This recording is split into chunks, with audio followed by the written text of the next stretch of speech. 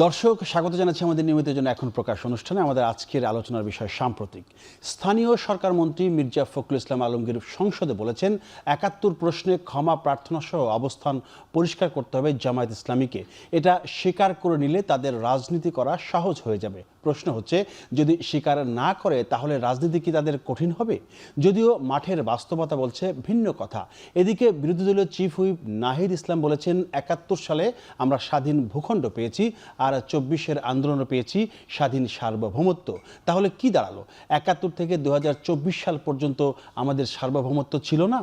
অন্যদিকে সর্বোচ্চ দুর্নীতি হয়েছে অন্তর্বর্তী সরকারের সময়, এমনটা জানিয়ে তাদের সময়ের সব কাজের তদন্ত চাইলেন স্বরাষ্ট্রমন্ত্রী সালাউদ্দিন আহমদ। মোটামুটি এসব বিষয় নিয়ে আজ আমরা কথা বলবো। গোটা আয়োজন জুড়ে আপনাদের সাথে আছি আমি মোস্তফা কামাল স্বপন, এবং স্টুডিওতে আমন্ত্রণ জানিয়েছি আমাদের সাথে রয়েছেন আশরাফ কাছার, রাজনৈতিক বিশ্লেষক, আছেন ফজলুদ্দা বাবুল, সংসদ সদস্য নওগাঁ ৩ আসরে তিনি সংসদ সদস্য।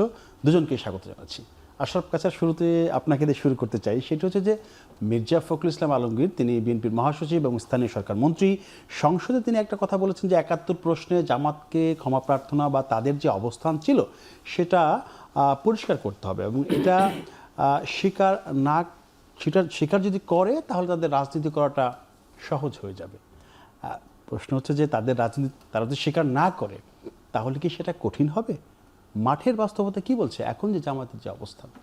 দেখুন, এবারের নির্বাচনে জামাতের ফলাফল দিয়ে আপনি ঠিক তার সঠিক রাজনৈতিক ভিত্তি বিবেচনা করতে পারবেন না। কেননা একটি বড় দল পালিয়ে গেছে অপশাসন করে। অন্তর্বর্তী সরকার ছিল, যে সরকারের সময় আমরা দক্ষিণপন্থীদের উত্থান দেখেছি প্রশাসনে, সরকারে, এমনকি রাজনীতিতে। তারেক রহমান যদি ঠিক সময়ে ফিরে না আসতেন বা উনি যদি আরও ১ বছর আগে ফিরতেন, পরিস্থিতি বিএনপির আরও বেশি অনুকূলে থাকতো। উনি ২ মাস আগে ফেরাতে নির্বাচনে বিএনপি ভালো করেছে। আপনি যেই প্রশ্নটি করতে চাচ্ছেন সেই জায়গায় আমরা মাঠের ফলাফলে জামাতকে সাংঘাতিকভাবে বিকশিত হতে দেখেছি।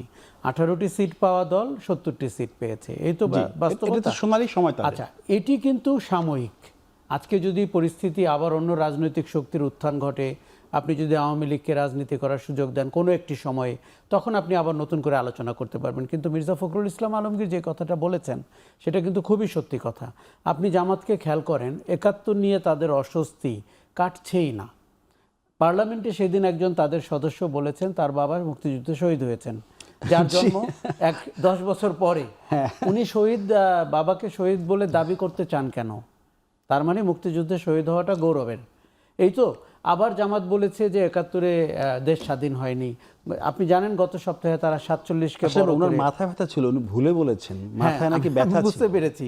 তার মানে দেখেন কতটা অস্বস্তির মধ্যে থাকলে মাথা ব্যথা হয়, জীবিত বাবাকে মেরে ফেলতে হয়, ৭১কে স্বাধীনতার বছর না বলে ৪৭কে বলতে হয়। শোনেন, এগুলো গোজামিলের রাজনীতি। তার সাথে আপনার একটা ধর্মীয় উপকরণ জামাত ইসলামীর আছে। বেহেশতের টিকিট বলে একটি প্রোডাক্ট তাদের আছে, নির্বাচনের আগে আগে সেটি সামনে আসে। তারা আবার এটা স্বীকার করতে চায় না যে তারা নাকি এটা বলে না। না, এটি দেখুন, তারা রাজনীতিবিদদের কথা যদি আপনি বিশ্বাস করেন তাহলে আপনি বোকার স্বর্গে বাস করছেন, বিশেষ করে জামাত ইসলামীর মতো দলের। কারণ তারা মিথ্যাচার দিয়ে তাদের রাজনৈতিক ভিত্তিটি দাঁড় করিয়েছেন। আপনি যদি তাদের পাকিস্তানের অবস্থা দেখেন, তাদের প্রধানতম নেতা এবং বাংলাদেশের গোলাম আজমের অবস্থা দেখেন, আমরা তো জামাতকে ৫০ বছর ধরে অবলোকন করছি তার রাজনৈতিক পরিস্থিতি কোন দিকে যাচ্ছে। তবে মির্জা ফখরুল ইসলাম আলমগীর যে কথাটি বলেননি সেটি হচ্ছে এই দায় ঐতিহাসিকভাবে বিএনপির ঘাড়েও বর্তায়। কেননা আপনি যখন ২০ বছরের জন্য আপনার জোটসঙ্গী জামাতি ইসলামকে নিয়ে বিরোধী দলের আন্দোলন করেন, নির্বাচনে অংশ নেন, তাদেরকে মন্ত্রিসভায় স্থান দেন, তখন কি মির্জা ফখরুল ইসলাম আলমগীররা জানতেন না যে তারা স্বাধীনতা বিরোধী? আমার রাজনৈতিক ফসল গোলায় তোলার সময় তাদেরকে আমার দরকার হবে, এবং ফসল তোলার পরে বলবো যে তারা স্বাধীনতা বিরোধী, এই দায় স্বীকার করতে হবে। দেখুন, বিএনপি, আমি সবসময় বলি, আওয়ামী লীগও জামাত ইসলামকে সাথে নিয়ে বিএনপি বিরোধী আন্দোলন করেছে। বাংলাদেশে জামাত ইসলামের বিকাশ হয়েছে আওয়ামী লীগ বিএনপির কোলে এবং কাখে। 18 মাসের অন্তর্বর্তী সরকারে আমরা অত্যন্ত অন্যায়ভাবে দক্ষিণপন্থী, উগ্রবাদী, ধর্মভিত্তিক রাজনৈতিক দলকে বিকশিত হতে দেখলাম। এবং আজকে আপনি সমাজে টের পাবেন তাদের ঔদ্ধত্য, তাদের স্পর্ধা কোথায় গিয়ে দাঁড়িয়েছে, আপনি যদি এমনকি সাম্প্রতিক সময়ের কিছু কার্যক্রম দেখেন। কাজে আমি বলবো যে আপনি যদি ঐতিহাসিকভাবে দেখেন এবং দীর্ঘকালীন ইতিহাস পর্যবেক্ষণ করেন, জামাতকে 1971-এর প্রশ্নে একটা জায়গায় এসে দাঁড়াতে হবে, ক্ষমা চাইতে হবে, স্বীকার করতে হবে যে তারা মিলিশিয়া ছিল পাকিস্তানি সেনাবাহিনীর সহযোগিতায়। যেমন আওয়ামী লীগকে স্বীকার করতে হবে 24-এ তাদের আওয়ামী লীগ, তাদের যুবলীগ, ভূমিকা কি ছাত্রলীগ ছিল, তারা right? মিলিশিয়া ছিল।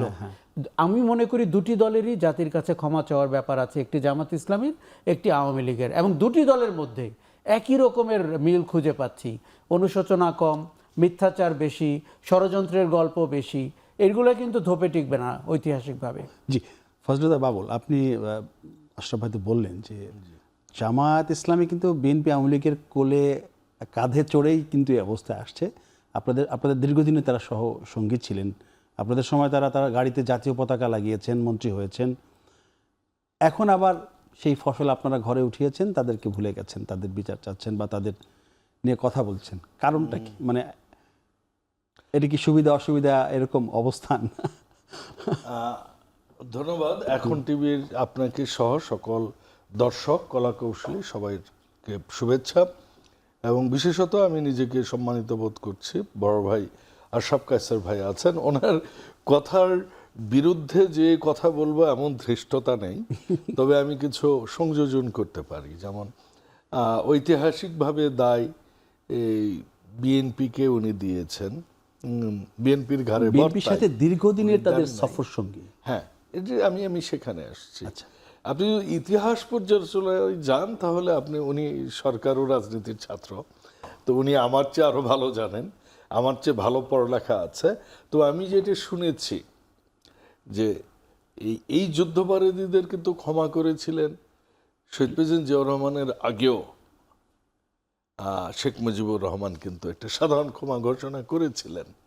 সো দায় কিন্তু কারোই কম নাই এখানে। না না, নিশ্চিতভাবে করেছিলেন, উনি একদম ঠিক বলেছেন। আমি আমি ওই জায়গাতেই- অংশের দায় তো বলি নাই, যেহেতু তারা পলাতক। এখন আসেন আমার দলের ক্ষেত্রে। আচ্ছা, দেখুন, শহীদ প্রেসিডেন্ট জিয়াউর রহমান চেয়েছিলেন দেশটা গড়তে, এবং উনি যে আদর্শটা দিলেন বাংলাদেশে, সেটা নাম উনি দিলেন বাংলাদেশি জাতীয়তাবাদ। এবং যে দলটা করলেন, এটাকে উনি করলেন হচ্ছে যে এইটা হচ্ছে বহুদলীয় গণতন্ত্র, যেইটা ওই 75-এর যেটাকে ওই সকল পত্রপত্রিকা বন্ধ, মাত্র 4টা নিউজ পেপার থাকবে, সকল রাজনৈতিক দল বন্ধ, সেই জাসদের উপর সেই খর্গ, খুন, গুম, হত্যা, কোথায় সেই সিরাজ শিকদার টাইপের ডায়লগ সংসদে, সেগুলা থেকে যখন দেশে তখন যে পরিস্থিতি এবং যে রাজনীতিটা উনি শুরু করেছিলেন, সেটার নাম উনি দিয়েছেন বহুদলীয় গণতন্ত্র। বহুদলীয়, কাজেই এখানে সকল মতের লোক থাকবে। আমরাও বলি বিএনপি সকল মতের লোকের রাজনীতি করবার অধিকার আছে। এখন আসেন যে তাহলে আমরা কেন শিবির পেটাইতাম? ঢাকা বিশ্ববিদ্যালয়ে আমরা যখন ছিলাম, আমি শিওর আশরাফ কায়সার ভাইও স্বীকার করবেন যে জাহাঙ্গীরনগরেও আমরা ছাত্র শিবির পিটাইতাম আমরা, কারণ ওরা যখন ওই রাজশাহীতে চিটগাঙ্গে রক কাটতো, তখন আমরা বের করতাম যে এখানে কোন কোন গুপ্ত আছে, যেটা আমাদের প্রাইম মিনিস্টার যথাযথই সংসদে একদিন বলেছিলেন। গুপ্ত নিয়ে উনি প্রকাশ্যে এটা সংসদে করেছেন। তো বিএনপি বলে যে হ্যাঁ, জামাতে ইসলাম রাজনীতি করতে পারবে, এবং সেটা করার পারমিশন বিএনপির মাধ্যমেই এসেছে এই দলটার। দেখুন, কিন্তু তার মানে এই না যে আপনি এটা ভুল করেছেন, এটার ক্ষমা চাইবেন না আপনি। সো এইটাতে বিএনপি ঠিক আছে, কিংবা এমন না যে বিএনপির আদর্শের সাথে জামাতির ইসলামের আদর্শের কোনো মিল আছে। গত 17 বছরে এই ফ্যাসিস্ট হাসিনা যেটা প্রমাণ করার চেষ্টা করেছে, বিএনপি জামাত বলে আমরা ইসলামের রাজনীতি করি, কিন্তু বিএনপির গঠনতন্ত্র বলেন, 19 দফা বলেন, বিএনপির সিনিয়র নেতাদের কথাবার্তা বলেন, আমাদের আদর্শ বলেন, একটা সেটা হচ্ছে আমরা ধর্মীয় মূল্যবোধে বিশ্বাসী। এই ধর্মীয় মানে শুধু ইসলাম ধর্ম তো ধর্ম না, ধর্ম বৌদ্ধিস্টরা আছেন, খ্রিস্টানরা আছেন, আদিবাসীরা আছেন, ক্ষুদ্র নৃগোষ্ঠীরা আছেন, ওরাওরা আছেন, পাহাড়রা আছেন, সো সাঁওতালরা আছেন, আদিবাসী আছেন, পাহাড়ি আছেন, সমতল আছেন, সবাই মিলে। সো এইটাকে সকল ধর্মের। এখন একজন লোক নাস্তিক হতে পারে, তাকেও আমি রেসপেক্ট করব, তার মতবাদটাকে। একজন লোক বাউল হতে পারে, একজন লোক মারুফতি হতে পারে। আমরা সকল মতকে শ্রদ্ধা করব, সকল ধর্মের। এটার নাম হচ্ছে ধর্মীয় মূল্যবোধ। এইটাকে আওয়ামী লীগ গত 17 বছরে যে রেকর্ডটা বাজিয়েছে, আমরা ইসলামের রাজনীতি করি। 1 2, আমি এমন না যে একদম দলের একদম বোদ্ধা রাজনীতিবিদ, আমি দলের একজন খুবই ক্ষুদ্র কর্মী। তাহলে আমরা কেন, আমরা তো আওয়ামী লীগের সাথে লড়েছি, কিন্তু আপনি খেয়াল করে দেখবেন আমরা কিন্তু যুগপৎ আন্দোলন করেছি। তো জামাত কিন্তু আমাদের মঞ্চে উঠে রাজনীতি করেনি 14 পর থেকে। যেমন তো আপনাদের সরকারের অংশ ছিল, আপনাদের সময় তারা মন্ত্রী ছিল, Let me তাদের tell you. গাড়িতে জাতীয় পতাকা আরে ভাই ছিল। ওই কথা বললে 86-তে তো জামাত এরশাদের সাথে ইলেকশনে গেছে, হ্যাঁ, রাইট, আওয়ামী লীগকে সাথে করে।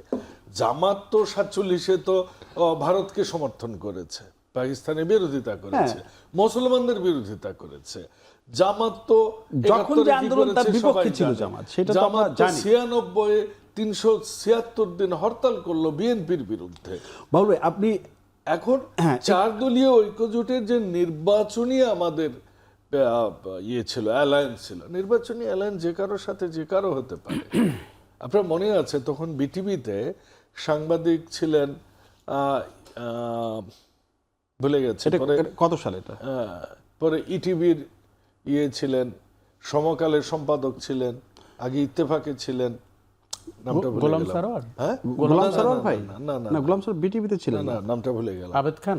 আবেদ খান ভাই প্রশ্ন উত্তর করছিলেন হ্যাঁ। 96-এর টেলিভিশনে রাজনৈতিক দলদের মধ্যে বিতর্কের। তখন শেখ হাসিনাকে আবেদ খান জি করেছেন যে আপনাদের সাথে জামাতের সখ্যতা হলো কিভাবে, আপনার মনে আছে?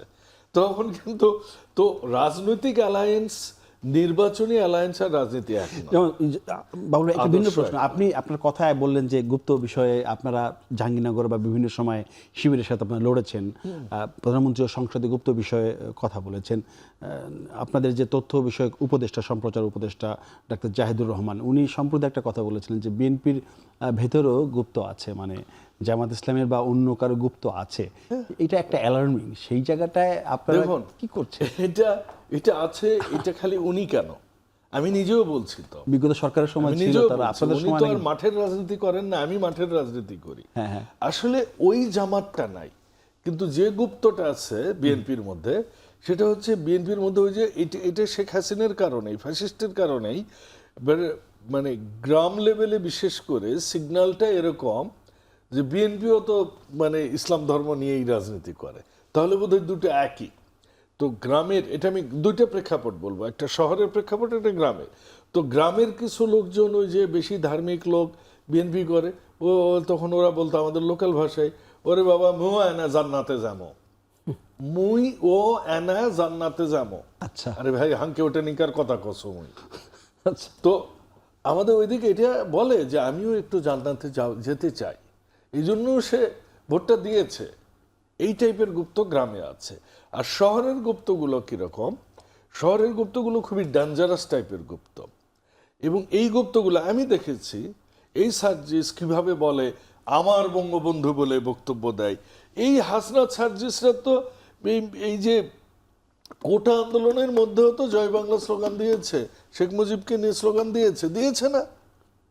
দিয়েছে তো, ঢাকা বিশ্ববিদ্যালয়ে দিয়েছে, তারা বঙ্গবন্ধুকে নিয়ে স্লোগান দিয়েছে। তো এই কাজেই আমাদের মধ্যে নাই এটা আমরা বলতে পারবো না, এবং সেটা ঢাকা শহরেও আছে, বিশেষ আশরাফ ভাইকে একটু জিজ্ঞাসা করি যে- শিক্ষাঙ্গনে হ্যাঁ, আছে। যে এই যে মানে প্রসঙ্গটা অন্যরকম, যে গুপ্ত তো এটা পুরনো ইস্যু, এটা তো আওয়ামী লীগের মধ্যে ছিল, আওয়ামী লীগও বলেছে, বিএনপির মধ্যেও আছে। এটা ডাক্তার জাহিদুর রহমানই বলছে, অনেকেই বলছেন, তিনি একদম প্রেস কনফারেন্সে বলেছে যে বিএনপির মধ্যেও গুপ্ত আছে। তো সেইটা বিএনপির জন্য কতটা চ্যালেঞ্জ, এই ফাইন্ড আউট করে খুঁজে বের করা? দেখুন, কঠিন না? উনি যেভাবে জামাতের সাথে বিএনপির ঐক্য অনৈক্যের কথা বলছেন, ব্যাপারটি অত সহজ না।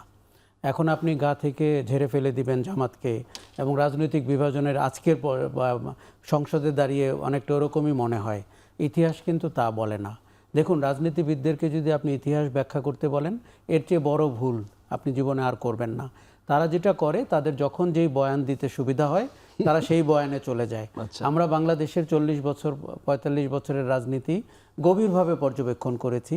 বিএনপির কারণে জামাতের যে গ্রোথ হয়েছে, উত্থান হয়েছে, শেল্টার পেয়েছে, বিনিময়ে বিএনপি যে ধর্মভিত্তিক ভোট পেয়েছে জামাতের কারণে, এবং আপনি জানেন ভোটের অঙ্কে একটি জোট তৈরি করলে আসন সংখ্যা কোথায় গিয়ে দাঁড়ায়। কাজেই এটি বিএনপি অস্বীকার করতে পারবে না। এটি কোনো আন্দোলনের, এটি নির্বাচনী জোট ছিল না, এটি আন্দোলনের জোটও ছিল। তাদের রাজনৈতিক এককাট্টা পরিস্থিতির কারণেই আওয়ামী লীগ পরবর্তীতে ওই জামাত বিএনপি বলে ট্যাগিংটা করতে পেরেছে। দেখুন, আপনি কখন আপনার সরকারে দুজন স্বাধীনতা বিরোধীকে মন্ত্রী করেন? যখন এই সরকারের সাথে আপনার সেই কমিটমেন্ট, ওই দলের সাথে আপনার সেই কমিটমেন্ট থাকে। বিএনপিকে আত্ম অনুসন্ধান করতে হবে, আত্মশুদ্ধি করতে হবে। 20 বছরে জামাতের সাথে থাকার কারণে তাদের কি লাভ হয়েছে, কি ক্ষতি হয়েছে। যেমন আপনি যে এখন বলছেন যে বিএনপির ভেতরে জামাত কেমন আছে, আমি তো মনে করি উল্লেখযোগ্য সংখ্যক। এবং এটি বিএনপির আগামীতে রাজনীতি করার ক্ষেত্রে গভীরভাবে সতর্কভাবে চিন্তা করে কাজ করতে হবে। কারণ দেখুন, বিএনপিও কিছুটা সাম্প্রদায়িক রাজনীতি করেছে, কিছুটা ধর্মভিত্তিক। বাংলাদেশের জাতীয়তাবাদ তো তাদের মূল বক্তব্য, কিন্তু তারা কিন্তু ধর্মকে রাজনীতির উপজীব্য করেছে। আবার আওয়ামী লীগকে দেখেন, যে ধর্মনিরপেক্ষার কথা বলেছে, সে কিন্তু হেফাজতে ইসলাম থেকে কওমি মাতা এটি খেতাব দেওয়া হয়েছিল তাকে। খেতাব আপনি নেবেন কেন? আপনি যদি ধর্মনিরপেক্ষ রাজনীতি করেন, আপনি সরওয়ার্দী উদ্যানে আপনাকে খেতাব দিলে আপনি নেবেন? তার মানে কি হয়েছে শোনেন, এদের হাতে যে ভোট আছে, মানুষ যে তাদের প্রতি দুর্বল, মানুষ যে জান্নাতে যেতে চায়, এগুলো আওয়ামী লীগ বিএনপি এই লোভ সামলাতে পারেনি। তারা ওগুলোর অংশ চেয়েছে। আবার বিপদে পড়লে বলেছে এরা আমার আন্দোলনের শক্তি, নির্বাচনের শক্তি আন্দোলনের না।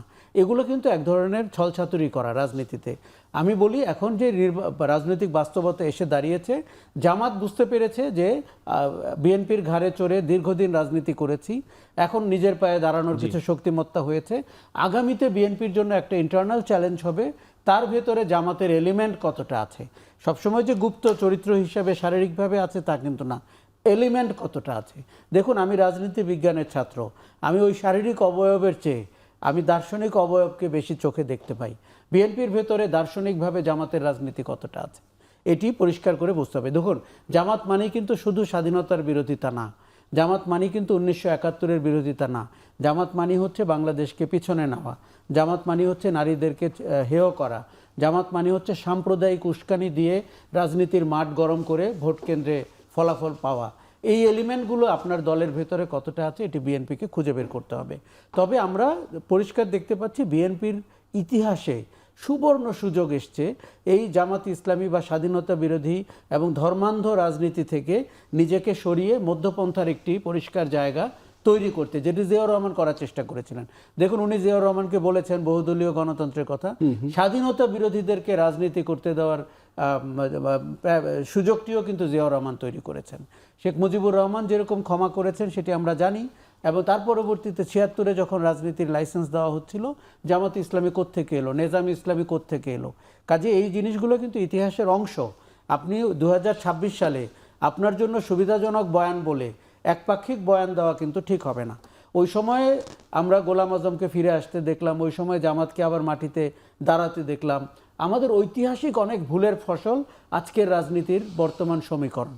কাজে আপনি দেখুন, 18 মাসে আমরা যেইভাবে জুলাই অভ্যুত্থান কিভাবে ব্যর্থতার দিকে গেল, একটা তো গেল প্রফেসর ইউনূসের সরকারের ব্যর্থতা, তারা নিজেরাও অসততার সাথে জড়িয়ে গেলেন, লাইসেন্স জোগাড় করার চেষ্টা করলেন। আরেকটি হচ্ছে জুলাইয়ের চেতনা বলে যে জিনিসটা, সেটি ভুলুণ্ঠিত হলো সাম্প্রদায়িক রাজনীতির কারণে, মাজার ভাঙার কারণে, আপনি কালচারাল সংগঠনগুলোর অফিস আক্রমণ করার কারণে।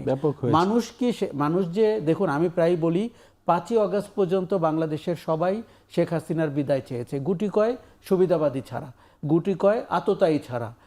তারপরে কিন্তু মানুষ চায় নাই যে ওই খারাপ শাসনের আরেকটি প্রলম্বিত রূপ তারা দেখতে পাবে। মেয়েদেরকে রাস্তায় বেরোলে হেনস্থা করা হয়েছে।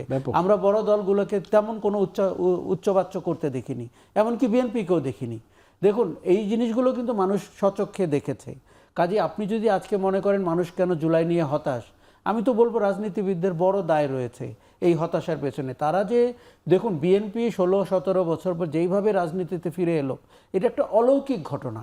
এটা ছাড়া কিন্তু তারেক রহমান লন্ডনেই থাকতে হতো, বিএনপিকে দৌড়ের উপরে থাকতে হতো, লক্ষাধিক এর বেশি মামলা নিয়ে এক একজন ঘুরে বেড়াচ্ছিলেন, এইসব ঘটনাই তো ঘটছিল। কাজেই এই অলৌকিক ঘটনার রেজাল্ট জনগণ কি পাচ্ছে? আপনি প্রান্তিক মানুষের কাছে এই অলৌকিক ঘটনার সুবিধা কি পৌঁছে দিচ্ছেন? এটি যদি আপনি প্রশ্ন না করেন তাহলে কিন্তু এই স্থিতি কিন্তু বেশি দিনের স্থিতি অবস্থা বাবুল ভাই কি থাকবে প্রশ্ন না। করতে চাই বিরতির পরে এসে? নিশ্চিতভাবে, অফকোর্স উনি তো জনগণের নেতা, বিরতির পরে নির্বাচিত এসে সংসদ সদস্য। বাবুল ভাই আপনাকে এই প্রশ্ন তার করতে চাই একটা যে দায়িত্ব রয়েছে দলীয় বয়ান, কি কিন্তু দিলেন আরেকটা আপনারা? দায়িত্ব মানুষের বয়ান হতে হবে। সেটাই, জি একটা বিরতি নিতে চাই। দর্শক একটা বিরতি নিচ্ছি, ফিরছি শিগগিরই, আশা করি সাথেই থাকবেন।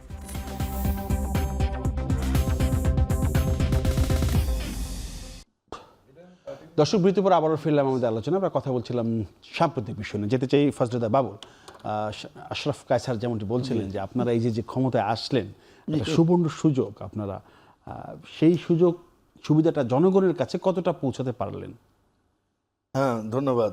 না, তার আগে আমার আরেকটা কথা বলতে হবে। হ্যাঁ, তো হচ্ছে ওটা আমার বলে এটা বলবেন, identity- কিন্তু বলতে হবে। আমার আইডেন্টিটি তো বাংলাদেশ জাতীয়তাবাদী দল, যে ওইটা নিয়ে একটু বলতে হবে, যেহেতু উনি ওইটা নিয়ে একটু কথা বলেছেন।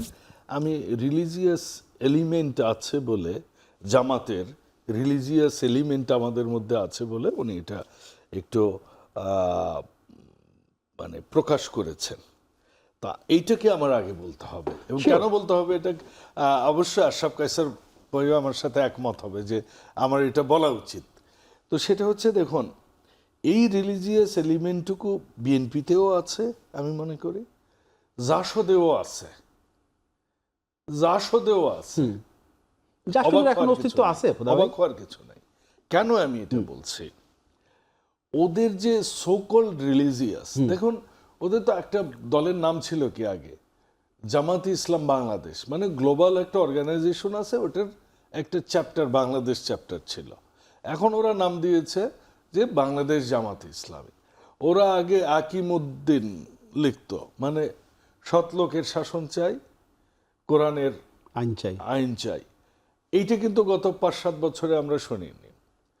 এবং এই জামাতের লোকেরা আগে, আমি যদি বলি সেই জামাতের সাথে যদি একটু ডিফারেন্স করি, দেলোয়ার হোসেন সাইদি বলেন, মতিউর রহমান নিজামী বলেন, বা আলী হাসান মুজাহিদ বলেন, আব্বাস আলী খান বলেন, ওনাদের রিলিজিয়াস বা স্পিরিচুয়াস হয়তো কিছু ছিল বা আছে, আমরা দেখেছিও। যুদ্ধাপরাধী এটা তো অন্য বিষয়। তো এই যুগের গুলো রিলিজিয়াসও কিছু দেখি না, কারণ বেসিক ডিফারেন্সটা কি? তো ডিক্লারি দিয়ে দেয় হ্যাঁ, যে আল্লাহ চেয়ে ফেলেছে জামাত এবার ক্ষমতায় আসবে। তাহলে আসলো না কেন? এই তো তারা তো শিরক নিজেরা করছে। আচ্ছা, রিলিজিয়াস ডিসকাশন আল্লাহ চাই নাই দেখে তারা আসে নাই নাকি? আছে না, না, তারা তারা অলরেডি খবর পেয়ে গেছে, ওই যে এটা ওই নাজিল হয়ে গেছে তাদের স্পিরিচুয়াল কানেকশন বলে এটাকে। হ্যাঁ। তো তারপর কি জামাতের লোকেরা এমনকি ইনশাল্লাহ বলে না এখন, মানে দে আর কনফার্ম দ্যাট এটাই হবে, এরকম একটা বিষয়। সো এই রিলিজিয়াস, আমি বলবো তাদের যে পতনটা এটা হয়েছে। আর যে রিলিজিয়াস এলিমেন্টের কথা উনি বলছেন, ওইটার সাথে কখনোই জামাত ইসলামের ম্যাচিং হবে না বা হয়ও না। জামাত ইসলাম কোরআন হাদিস, বিএনপি কোরআন হাদিস এই ইসলামে বিশ্বাস করে। আর জামাতে ইসলাম বিশ্বাস করে কিসের উপরে? জামাতে ইসলাম ভালো বলতে পারবেন, তবে তারা শরিয়া আইনে বিশ্বাস করে না, তারা মাহরুম গায়ের মাহরুমে বিশ্বাস করে না, তাদের ইমান আল্লাহর উপর নাই। তাদের ইমান দেখা যায় যে অনেক সময় যে আমেরিকা বলছে তাদের ক্ষমতায় নিয়ে আসবে, কি আমি কি কথা ঠিক বলছি? সো ওই ইমানের সাথে বিএনপির ইসলামিক ইমানের কাজে স্পিরিচুয়াল ও রিলিজিয়াস ডিফারেন্স আছে। এবং তাদের অনেকেই সাহাবীদের নিয়ে অনেক কথা বলেন, নবীকে নিয়ে অনেক কথা বলেন, সেখানে আমাদের রিজার্ভেশন আছে, আমার আছে, অন্তত একজন হানাফি মুসলিম হিসেবে দেখেছি সাহাবীদের কথা সো বলেছেন। ওইটার সাথে ওই রিলিজিয়াস দ্বিতীয় প্রশ্নের উত্তর, যে আপনি আপনাদের জনগণের কাছে কি নিয়ে যাচ্ছেন? দেখুন, জনগণের কথা হচ্ছে কি, বাংলাদেশের ডেমোক্রেসিটা এবং পার্লামেন্টটা, আমরা পার্লামেন্টারি ডেমোক্রেসিতে এসেছি, কিন্তু এটা এত সহজে ওই জায়গাটাতে পৌঁছানো একটু সমস্যা হবে। আপনি যদি দেখেন, আপনি কোনোদিন শুনেছেন যে জওহরলাল নেহরু, মতিলাল নেহরু, কিংবা মহাত্মা গান্ধী, কিংবা মোহাম্মদ আলী জিন্না, কিংবা শেরে বাংলায় কে ফজলুল হক, কিংবা সরওয়ার্দী, তাঁরা যে গ্রামে গ্রামে ঘরে ঘরে বিভিন্ন কমিটমেন্ট দিয়ে ভোট নিয়েছে, দেখেছেন? কোনো ইতিহাস আছে? উনি আরো, আমার মনে হয় উনি বলতে পারবেন আমাদেরকে ওনার পরের স্পিচে। ওনাদের কি ছিল? আইন প্রণেতা তারা ছিলেন। এখনকার গুলো কি? আমরা কি? আমরা আইন প্রণেতা, আমরা সংসদে যাচ্ছি, আবার কি রাতে যে আমার ফোন ধরতে হবে, ভোরে ফোন ধরতে হবে, এই যে তাহলে এই যে ইউনিয়ন পরিষদ, উপজেলা পরিষদ, পৌরসভা, জেলা পরিষদ, যেটাকে আমরা স্থানীয় সরকার বলি, স্থানীয় জনপ্রতিনিধি বলি, তাদের কাজগুলো এমপিদের করতে হয়। তারা কি শক্তিশালী না? তারা শক্তিশালী একটা সময় তাদেরকে হয়তো শক্তিশালী ছিল। করেন, তাহলে তাদের শোনেন, কাজগুলো তারা করবে। বাস্তব কথা কি আজকাল জনপ্রতিনিধি, গ্রামের জনপ্রতিনিধি যারা হয়, তারা যেমন ইউনিয়ন পরিষদে একটা আদালত আছে, আপনি জানেন, গ্রাম হ্যাঁ, আছে গ্রাম্য আদালত। গ্রাম আদালত আইনও আছে। হ্যাঁ, সেখানে কোনো বিচার সালিশ হয় না। কেন হয় না জানেন? কারণ ওই চেয়ারম্যানটার উপর বাদী বিবাদী কারোই ফেত নাই, এক পক্ষ শুধু নয়। তো এই যে একটা প্রবলেম, এই প্রবলেম থেকে উত্তরণের এবং আলটিমেটলি আপনি যেটা বলছেন যে জনগণের কাছে অ্যাকাউন্টেবিলিটির জন্য, যে সাধারণ জনগণ যারা আপনাকে ভোট দিয়েছে, যারা ভোট দিয়ে নির্বাচিত করেছে, তাদের জন্য কি করলেন? কিছু কাজ তো আমি করেছি। যেমন আমার একটা এজেন্ডা ছিল যে সবজি বা ধান, চাল ওজন আমাদের ওখানে হয়তো আম কেজিতে 52 কেজি হইতো, নিত আগে পাইকাররা। হ্যাঁ, চাল 45 কেজিতে মন হইতো, 40 কেজিতে মনে, আমরা তো ম্যাথ করছি এমন। ওইটাই সবজি। এত বেশি নিবে কেন? পটল পাইকারি পটল নিলেন 42 কেজি, মানে 2 কেজি এক্সট্রা নিবে এরকম। এইটার জন্য আমি একটা প্রতিশ্রুতি ছিল আমার, এইটা নিয়ে কাজ করেছি। এখন সারা দেশে এটার সুফল পাচ্ছে যে 40 কেজির বেশি পাইকাররা কৃষকদের থেকে নিতে পারবে না। আরো অনেক প্রতিশ্রুতি আছে, মাত্র তো 4 মাস। মন্দির, মসজিদ, রাস্তাঘাট এগুলো কিছু করছি। বেসিক আরো 2-3টা প্রতিশ্রুতি আছে, সেগুলো এখনো করার সময় পাইনি, করব ইনশাল্লাহ। কিন্তু যে জায়গাটাতে আমি কথা বলেছি সেটা হচ্ছে যে শুধুই এই যে বাংলাদেশের যে এই যে রাজনীতির একটা বিষয়, আপনার আইন নিয়ে তো পড়তে হবে। কাল সকালে আপনি আইন নিয়ে কথা বলবেন সংসদে, আপনি তো কথা বলতে হবে, আপনার প্রশ্ন উত্তর থাকবে, আপনার বিভিন্ন ধারাগুলো জানতে হবে, পার্টিসিপেট করতে হবে, আবার কি আপনাকে গ্রামে যেতে হবে। ওই জায়গা থেকে যদি আমরা এটাকে সত্যিকার অর্থে সুশাসনের ব্যবস্থা করতে পারি আমরা, এবং এই স্থানীয় সরকারগুলোকে, যেমন স্থানীয় সরকারগুলোকে শক্তিশালী করলে আমার মনে হয় অনেক কাজ ইজি হয়ে যায়। ডিসির বাংলা কি? ডিসির বাংলা কি? ডিসি যেখানে থাকেন, ডেপুটি কমিশনার। ও আচ্ছা, ডিসি ডেপুটি কমিশনার। হ্যাঁ, আসলে তো এটা ছিল হচ্ছে ডিস্ট্রিক্ট কালেক্টর। এই যে এই পদ নিয়ে জেলা প্রশাসক পদ নিয়ে তো এলাকার কর আদায় করবে ব্রিটিশ পিরিয়ডে, আমি যদি ভুল না বলি, আমি হিসাব বিজ্ঞানের ডিস্ট্রিক্ট কালেক্টর। জি, তো এই ডিস্ট্রিক্ট কালেক্টররা এখন হয়ে গেছেন ডিস্ট্রিক্ট প্রশাসক। এই নাম নিয়ে তো অনেক ঝামেলা আছে, অনেকে নাম চেঞ্জ করতে তাদের পারে। সাথে যে জনগণের যে সেবাটা, এটাকে এমন জায়গায় নিয়ে যাওয়া হয়েছে বিভিন্ন আমলাতান্ত্রিক পন্থায়, যে সাধারণ লোকজনগুলো যেটা সরকারি অফিসের সাথে যেটা করবার কথা ছিল ওটা হয় না এখন। এসডিওরা এভাবে কাজ করতেন না, ডিসিরা যেভাবে কাজ করেন। সো আমাদের এই যে প্রশাসনিক স্বচ্ছতা, জবাবদিহিতা এবং স্থানীয় সরকারগুলোকে আরো স্ট্রেনথেন করা, সেই জায়গায় তো আপনারা কাজ করতে পারেন। আপনার তো ডিসির সাথে প্রতি মাসে একবার মিটিং হয়, ওই জায়গায় আমি আসতেছি। বাংলাদেশ বৈঠক হয়, কথা তো বলেন স্বাধীনতার নিশ্চয়ই। পর হ্যাঁ। কত বছর ডেমোক্রেটিক সময় পেয়েছে। তো আমাদের এই যে যেটা শুরু হয়েছে, এটা যে ট্রায়াল অ্যান্ড এরর মেথডে আমরা হয়তো বেশ কয়েকটা 8টা-10টা পার্লামেন্ট গেলে হয়তো একটা সময় সেটা হবে। এটা শোনেন, শুরুটা করেন জি খুদা ভাই, জি শুরুটা হোক, শুরুটা হোক। জি, আমার মনে হয়েছে যে হবে। আশরাফ কাসের, আপনি একটু আমাকে এই বিষয়ে একটু বলবেন। সেটা হচ্ছে যে সংসদে বিরোধী দলের chief whip NCP Nahid Islam উনি একটা কথা বলেছেন। আমি শুরুতেই বলেছিলাম যে আপনার 1971 সালে আমরা স্বাধীন ভূখণ্ড পেয়েছি, আর 24-এ আমরা পেয়েছি স্বাধীন সার্বভৌমত্ব। তাহলে 71 থেকে 24 এই পর্যন্ত আমরা স্বাধীন ভূখণ্ড ঠিকই পেয়েছি, সার্বভৌমত্ব কি আমরা পাইনি? এতদিন তাহলে আমরা কিসের মধ্যে ছিলাম? মানে দেখুন এই যুক্তিটাকে কতটা আপনি নাহিদ ইসলাম এবং তার অন্যান্য সহযোগীরা 24কে গ্লোরিফাই করতে গিয়ে যখনই 71-এর সাথে তুলনা করে তখনই তারা ভুলটা করে। দেখুন 24, 90, 71 সব আলাদা আলাদা বৈশিষ্ট্য আছে, প্রত্যেকের আলাদা আলাদা একটা বৈশিষ্ট্য সাথে আছে। আপনাকে তুলনা করতে হবে না। কোন মানুষ তুলনা করে জানেন? যার নিজের উপরে কনফিডেন্স নাই, সে অন্যের সাথে তুলনা করে বড় হওয়ার চেষ্টা করে। নাহিদ ইসলামদেরকে 24-এর দায় নিতে হবে। 24-এর কারণে উপদেষ্টা হয়েছে, 24-এর কারণে বিরোধী দলের চিফ হুইপ হয়েছে, এখন তার দায় পরিশোধ করতে হবে জনগণের কাছে। তারা নির্বাচনের আগে বলেছে তাদের নিরাপত্তা ঝুঁকিতে আছে, এই জন্য জামাত ইসলামের সাথে গেছে। মানে সাধারণ মানুষ এর চেয়ে বেশি আশাহত আর কোনো কারণে হয়নি। নাহিদ ইসলামরা যেভাবে 24কে বিক্রি করে তাদের রাজনৈতিক পুঁজি অর্জন করেছে এবং সংসদে কয়েকটা চেয়ারে বসার মানে সিদ্ধান্ত নিয়েছে, সেটি 24-এর উপরে সবচেয়ে বড় মানে অশোভন আচরণ করেছে বলে আমি মনে করি। দেখুন, 1971 সালে মুক্তিযুদ্ধ হয়েছে, বাংলাদেশ স্বাধীনতা সার্বভৌমত্ব পেয়েছে, ভূখণ্ড পেয়েছে। তারপরের শাসন 72 থেকে 75 সময়ে কিংবা তারও পরবর্তীতে বাংলাদেশ স্বাধীন সার্বভৌম রাষ্ট্র হিসাবে কাজ করতে পেরেছে কিনা, ওটা একটা ভিন্ন ডিসকাশন। ওইটার সাথে 1971-এর স্বাধীনতা সার্বভৌমত্বের কোনো সম্পর্ক নাই। নাহিদ ইসলামরা বারবার জামাতে ইসলামীর বয়ানের মতোই 71-এর চেয়ে 47-এর দিকে যেতে চান। একটা জিনিস খেয়াল করবেন, তারা কিন্তু ভুলেও 52 বলে না। কেন 52 বলে না? 52 শব্দটা আসেই নাই, আসেই না। 47 থেকে শুরু এর করে। কারণ হচ্ছে 52-র সাথে তাদের কোনো সম্পর্ক নাই। বাঙালির যে সংস্কৃতি, আমাদের যে মাতৃভাষার ভেতর দিয়ে 52-র যে আন্দোলন 71-এর সূতিকাগার বলে আমরা মনে করি, 52 থেকে, এই বয়ানের সাথে নাহিদ ইসলামরা, ডাক্তার শফিকুর রহমানরা কখনোই একমত না। কাজেই তারা একটা ভিন্ন বয়ান দাঁড় করাতে চায়, যেটা মুসলিম লীগের বয়ান, এবং এই রাজনীতিটা তারা প্রতিস্থাপন করতে চায়। এই বক্তব্য নাহিদ ইসলামের প্রত্যাহার করা উচিত এবং 24-এর যা ব্যর্থতা তার দায় নিয়ে নাহিদ ইসলামদের বলা উচিত তাদের কি শাস্তি হওয়া উচিত। তারা যে এই গণ অভ্যুত্থানকে জামাতে ইসলামীর আস্তিনের মধ্যে ঢুকালেন, তার শাস্তি কি হবে। তারা যে 3জন উপদেষ্টা ছিলেন, আমি ওই সরকার বিদায় নেওয়ার সপ্তাহেই বলেছি, আজকে সালাউদ্দিন আহমেদ যেটি বলেছেন যে ওই সরকারের 18 মাসে তদন্ত হওয়া দরকার, আমি বলেছি যে অবশ্যই হওয়া উচিত। আমাদের শ্বেতপত্র বের করা দরকার যে কোনো কোনো উপদেষ্টা কিভাবে নিজের নামে লাইসেন্স নিয়েছেন এবং আয়কর ফাঁকি দেওয়ার ব্যবস্থা করেছেন এবং কে হাঁসের মাংস খেতে যেতেন কখন কোথায়।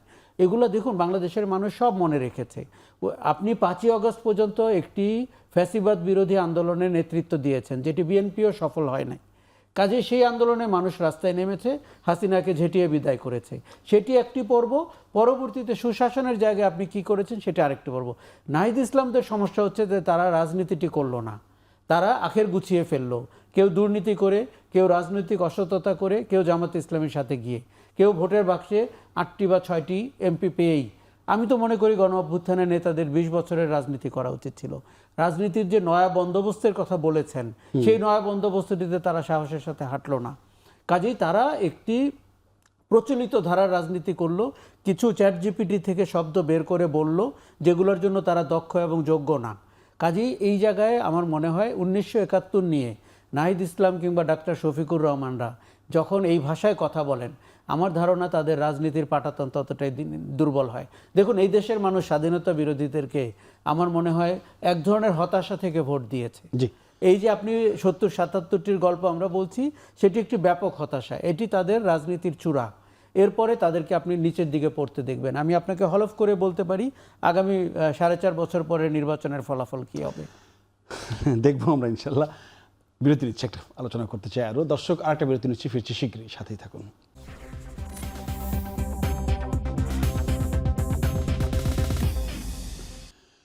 দর্শক, বিরতির পর আবারও ফিরলাম আলোচনা। আমরা কথা বলছিলাম সাম্প্রতিক বিষয় নিয়ে। যেতে চাই ফজলেদা বাবুল আপনার কাছে। আপনি একটা জায়গায় একটু জানার ছিল যে স্বরাষ্ট্রমন্ত্রী সালাউদ্দিন আহমেদ উনি সংসদে দাঁড়িয়ে বলেছেন যে সর্বোচ্চ দুর্নীতি হয়েছে ইন্টারিম গভর্নমেন্টের সময়, অন্তর্বর্তী সরকারের সময় সর্বোচ্চ দুর্নীতি, এবং তাদের সময়ের সমস্ত কাজের তিনি তদন্ত চেয়েছেন, প্রধানমন্ত্রীকে অনুরোধ জানিয়েছেন। আমি জানতে চাই যে দিন শেষে কি আসলেই এই তদন্ত হবে, করবেন আপনারা? প্রথম কথা হচ্ছে এটা হওয়া উচিত। দ্বিতীয় কথা হচ্ছে যে শুধু আর্থিক দুর্নীতি কিন্তু নয়, এখানে অনেক ধরনের দুর্নীতি হয়েছে। যেমন মব সংস্কৃতি সরকার দ্বারা কিভাবে ইনস্টিগেট করা হয়েছে বা প্রশ্রয় দেওয়া হয়েছে বা তাদেরকে করতে দেওয়ার ক্ষেত্র তৈরি করা হয়েছে, এগুলোও কিন্তু কনসিডারেশন। সেটা কিন্তু এখন আর লাগাম টানা জানি, সেই চিত্র কিন্তু আমরা গ্রামে গঞ্জে দেখি। কমেছে। মাননীয় স্বরাষ্ট্রমন্ত্রী বলেছে it will be come to down, that's for sure. মানে ব্যাপক হারে কমেছে। কাজে ওই সময়টা এই সময় সেটা ঠিক আছে, কমেছে, কনসিডারেশন। দ্বিতীয় কথা হচ্ছে যে ওই সময় ইচ্ছা মতো প্রশাসন চালানো হয়েছে।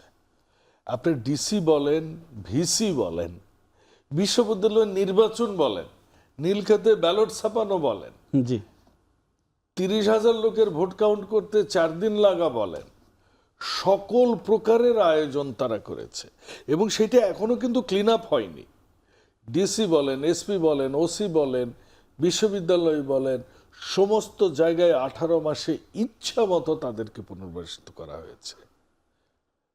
তো এই জায়গা থেকে উঠতে সময় লাগবে। 18 মাসের আপনি যদি একটা নর্মালি আপনি যদি মনে করেন যে একটা আমরা বলতাম, আমরা যখন হিসাব বিজ্ঞানে কাজ করতাম যে একটা ট্রায়াল ব্যালেন্স থেকে ব্যালেন্স শিট করব নতুন একটা ডেটা থেকে, এটা খুব ইজি, কিন্তু ওখান থেকে ভুল বের করে ওটাকে আবার রিপেয়ার করা অনেক কঠিন। তো কাজে এই টাইম লাগবে আরো। দ্বিতীয় কথা হচ্ছে আপনি যেটা বলেছেন যে শুধু এইটার বিচার নয়, আমি মনে করি সকল অন্যায়ের, সকল দুর্নীতির বিচার হওয়া উচিত এবং সেইটা সংস্কৃতিটা তৈরি হওয়াতে আপনি খালি হাসিনার একা করলে হবে না, তো হাসিনার সহযোগীদেরও করতে হবে, সবাই কি করতে হবে? 18 করতে হবে, বিএনপিরও যদি কেউ করে থাকে তারও বিচার করতে হবে। এবং এই সংস্কৃতি আমরা যত দ্রুত চালু করতে পারবো, দেশের মানুষ, সাধারণ মানুষ, আমরা কিন্তু গ্রামের মানুষ কেমন বিদ্যুৎ দিতে পারছি না রে ভাই। কেন পারছে না জানেন? গ্লোবালি বিদ্যুৎ 20% দিয়ে কমে গেছে, এটা নিয়ে ব্যাপক সমস্যা হচ্ছে। 25% নিশ্চয়ই আমরা বিদ্যুৎ নিয়ে একদিন কথা বলতে চাই। এই জন্য আমি বলছি যে আমাদের দিন শেষে মানুষ, দেশ, স্বাধীনতার সার্বভৌমত্ব, সুশাসন এবং দিন শেষে ওই সাধারণ মানুষ কতটুকু উপকৃত। ধন্যবাদ আশরাফ কাছার। আমি অন্য প্রসঙ্গে যেতে চাই, সেটি হচ্ছে যে সিনিয়র সাংবাদিক হাসান মামুন, তিনি তার ফেসবুক স্ট্যাটাসে একটা কথা লিখেছেন যে মাঠের আবেগপ্রবণ লোকদের নিয়ে যারা খেলার তারা খেলেই যাচ্ছে। বাংলাদেশ ফার্স্ট স্লোগান নিয়ে উদাসীন থাকতে চাইলে থাকুন। মানে ছবিটা ছিল এমন যে অনেক সাদা পতাকা, সেখানে কালেমা লেখা সাদা পতাকা উঠছে, অনেক পতাকা। সেই জায়গাটায় তিনি শঙ্কার কথা বলেছেন যে আসলে কি বার্তা দিচ্ছে বিশ্বের কাছে, বা বিনিয়োগ বা শ্রমবাজারে কোনো ভুল বার্তা যাচ্ছে কিনা? পতাকা উঠতেই পারে, কিন্তু কোনো ভুল বার্তা যাচ্ছে কিনা? আমি মনে করি সাংঘাতিকভাবে ভুল বার্তা যাচ্ছে। কেননা আমাদের কিন্তু এখন ফ্যাসিবাদী শাসন এবং প্রফেসর ইউনূসের অসৎ অথর্ব শাসনের পরে আমাদের কিন্তু এখন পুনর্গঠনের সময়, এবং আপনাকে একটি প্রগতিশীল বাংলাদেশ, একটি নিজের পায়ে দাঁড়ানো শক্ত সামর্থ্য গণতান্ত্রিক বাংলাদেশের গল্পটি বলতে হবে। এবং যেই বাংলাদেশে, দেখুন, আমি যখন বিএনপি বা জামাতের রিলিজিয়াস রাজনীতির কথা বলেছি, আমি বলেছি ধর্মকে রাজনীতিতে ব্যবহারের বিষয়টি। আপনার তো ধর্ম থাকবেই, এই দেশে 90% মুসলমানের দেশ, কিন্তু আপনি কি সেটিকে রাজনীতির উপাদান হিসাবে ব্যবহার করবেন কিনা এবং ভোটের বাক্সে তার ফলাফল চাইবেন কিনা? আচ্ছা, এই যে আজকে আপনি পতাকার কথা বলছেন, হ্যাঁ, এটি আমাদের শ্রম বাজারে এবং আমাদের ইমেজের জন্য খুবই খারাপ ঘটনা হচ্ছে। আমার মনে হয় এটা সিরিয়াসলি দেখা দরকার।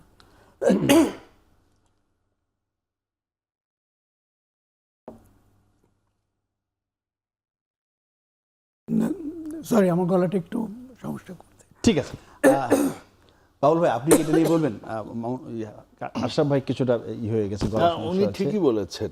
ভুল বার্তা যাচ্ছে কিনা? পতাকা ওনারা কি বলেন যে আর্জেন্টিনা ব্রাজিলের পতাকা উঠছে, কেন কালেমার পতাকা উঠবে না? কালেমার পতাকা উঠতে কোনো সমস্যা নাই, সমস্যাটা হচ্ছে এটা কোনো ভুল বার্তা যাচ্ছে কিনা। হাসান মামুন ভাই খুবই অভিজ্ঞ একজন রাজনীতিবিদ। হ্যাঁ, আমরা একই হলের ছাত্র, আমার ইমিডিয়েট বড় ভাই, এবং আমরা একই ফ্যাকাল্টির ছাত্র দলের, উনি ঢাকা বিশ্ববিদ্যালয়ের আহ্বায়ক ছিলেন। উনি সঠিকভাবে দেখেছেন, এটা আমারও চোখে পড়েছে। বিশেষ করে মহরমের আগের দিন এটা ব্যাপক হারে, কিন্তু ইন্টারেস্টিংলি বিষয় হচ্ছে কোনো একটা ওয়ার্ল্ডের একটা নির্দিষ্ট পতাকার সাথে ওই মাপ, ওই স্টাইল, ওই রকম একটা পতাকা। এই জিনিসগুলো বাংলাদেশকে যেভাবে ইনস্টিগেট যেন কেউ করতে না পারে, অশান্ত করে যেন তুলতে না পারে, এবং দেশকে যেন অন্য কোনো তকমা দিয়ে মুসলিম, আমাদের এই জিনিসটা যেন বিষয়টা দেখেন। প্রধানমন্ত্রী যখন চীন সফরে আছেন, ঠিক তখনই এই দেশে এটা হয়েছে। উনি ওখানে বিনিয়োগের চিন্তা করছেন। দেশের স্বাধীনতার সার্বভৌমত্বে বিশ্বাস করে না, যারা এই দেশকে অশান্ত করতে চায়, তাদেরই কোনো টিমের এটা কার্যক্রম। ধন্যবাদ জানাচ্ছি আশরাফ কায়সার এবং ধন্যবাদ জানাচ্ছি ফজলুদ্দা বাবুল, দুজনকে অসংখ্য ধন্যবাদ আজকে আসার জন্য। দর্শক, আজ এ পর্যন্ত। আগামীতে নতুন কোনো বিষয় নিয়ে আমরা কথা বলবো। সে পর্যন্ত সবাই ভালো থাকবেন, নিরাপদে থাকবেন। সবাইকে ধন্যবাদ। শুভরাত্রি।